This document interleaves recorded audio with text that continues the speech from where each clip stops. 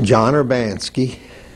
Okay, we're here in Linden at the Willow Run Kennels with John Urbanski, and I understand that you're headed out toward your reunion of your platoon. Yes, that's correct. We every year we meet at some different point in the country. This year it's going to be Williamsburg, and it's for men who are survivors of a platoon in the 2nd Battalion, 7th Marines of the 1st Marine Division, and anyone who had been in that platoon from Guadalcanal through the China incident when we went there after the war to evacuate the Japanese. We've had 25, 30 men show up for these for the last 8 years, and which is very surprising but very grateful, knowing that we're all getting up in age a little bit and considering what most of them had to go through to make it to this point. You've been meeting for the last 8 years. What prompted you all to start having your reunions? One young man that was in our platoon who is resides in the state of Washington, who is now a retired landscape engineer, apparently got the bug to start inquiring into the whereabouts of people that had been in the platoon when he had been in Washington on business some years ago. And that was sort of the reason for it all to get started. He began to contact people as he was able to locate them, and it picked up from that, and it's going quite well.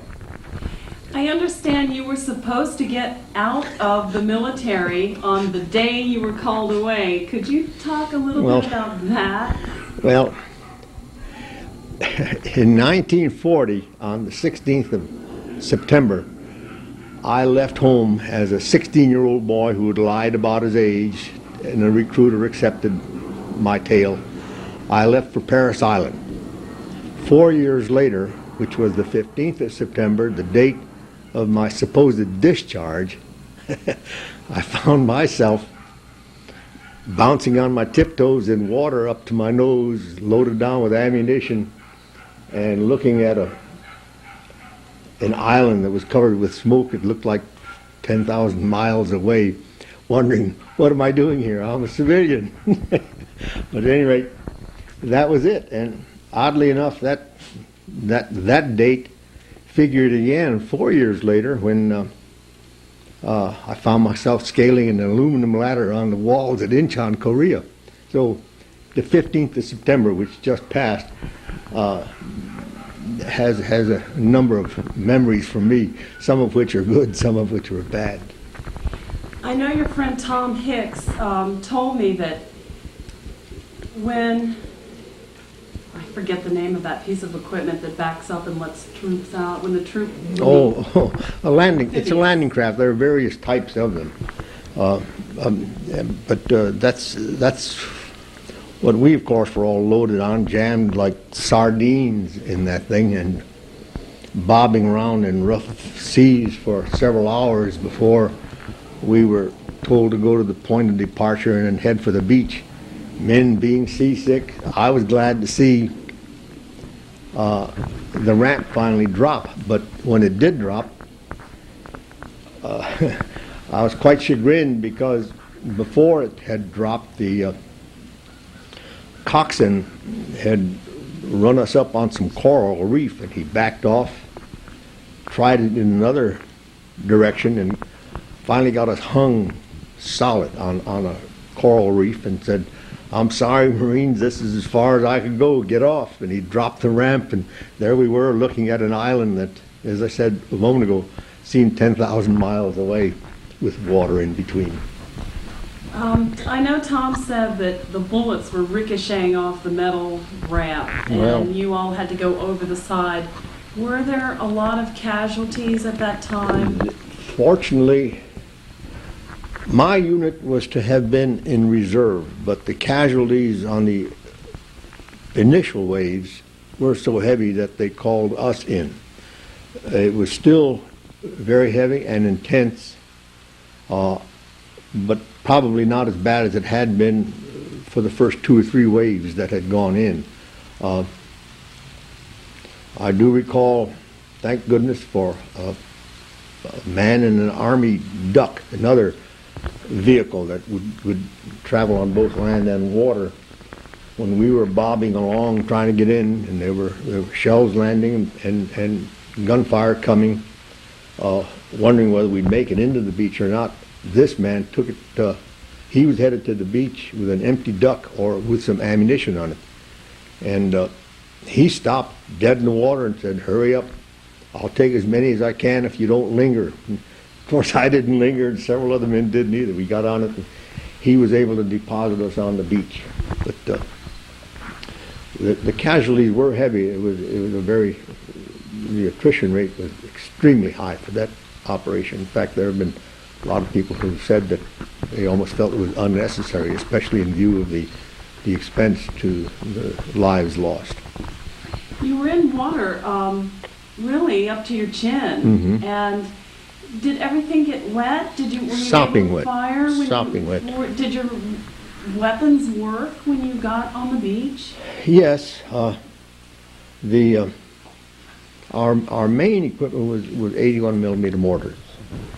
They of course have no mechanisms as such that would cause them not to be able to operate. We had been provided with some type of plastic bags and other paraphernalia to protect things that might get wet. But there obviously, in my case, no, but there obviously were some instances where there may have been some malfunctioning, but I'm sure that it was easily corrected. Otherwise, we wouldn't have made it to the end of the operation. Now, you went on to serve how many years in the service? 20. 20 years? Yes, ma'am. And now that you're here in Linden, were you born and raised here? No, my wife was. This is her family home place. They've been on this thing since 1852.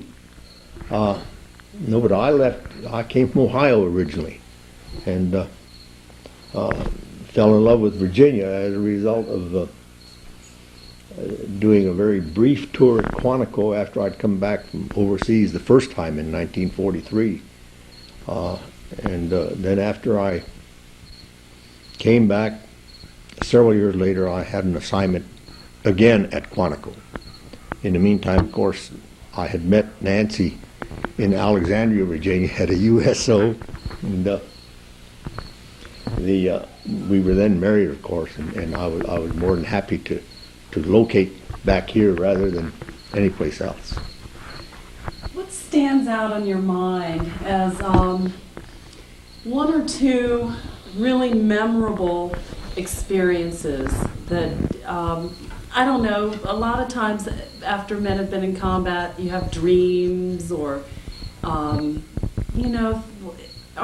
there any memories that you feel like sharing with the viewers? Well, there are so many. When you try to drag these things back up, they come flooding in. And some things that might seem important to me might be trivial to the next person, depending upon, I suppose, whatever circumstances they were exposed to. But it's just the overall bravery of all these young men, and they were young, skinny kids, that without hesitation went into something that they knew was going to cause a lot of them never to see the end of the day again. And so that always comes to my mind, and I hate to say this, but under today's current conditions, I wonder how many of the young people would be willing, after having seen what most of the country did in regards to Vietnam and so on. I just wonder if we have enough patriots who would again stand up to that type of thing, and when they know that they're facing very, very certain danger and the possibility of not making it. Heck of a sacrifice. And they did it, young men. Were you ever injured? Did you have any decorations? Injuries, I've had a couple of minor phosphorus burns and had 2 pieces of shrapnel, one of which, going back from the island of Peleliu, I thought I had a boil on my stomach, and that's what the corpsman thought too. And they told me when we got back to Pavu, by then it would come to a head and they would lance it. And discovered, of course, then there was shrapnel. And then a few years later, after I'd returned to the States and I was stationed at the University of Michigan with the NROTC unit, one day I sat in a chair, and as I sat back into it, I felt this sudden sharp pain in my back, alongside of my spine. And one of the fellow officers, after I had taken my jacket off, he investigated, and there was a piece of shrapnel that had penetrated my skin, had worked its way to the surface. And that's it. I'm one of the lucky ones. Very lucky. Thank you.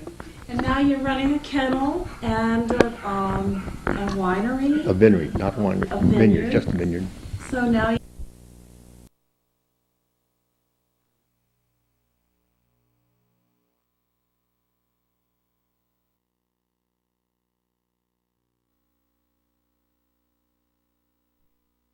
it seems like the Vietnam War was a more troubling war. Yes, it was. A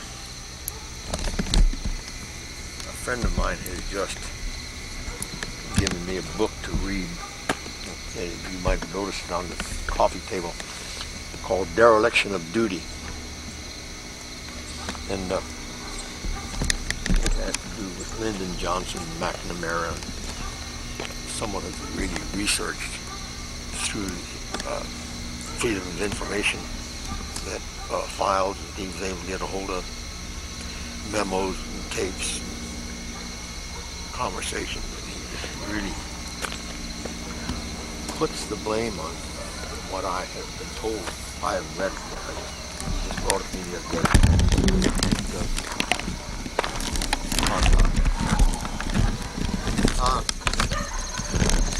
As of this year, I've leased the vineyard to a young woman who made a bungle in computer software industry. And but prior to that, I had Shenandoah Vineyard had always bought my grapes, and we'd had a long relationship since we first got started in '73. And the last couple of years, Oasis Vineyard had been buying some of them. But this year, I finally leased the vineyard. That's neat.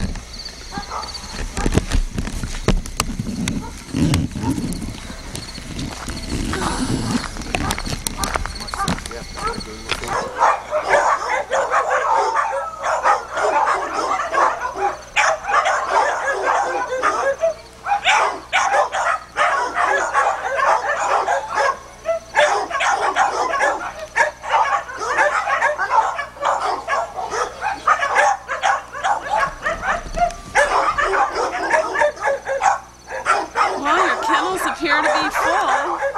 Well, don't you go now that school is underway. Up until then, there's usually a waiting list of people hoping to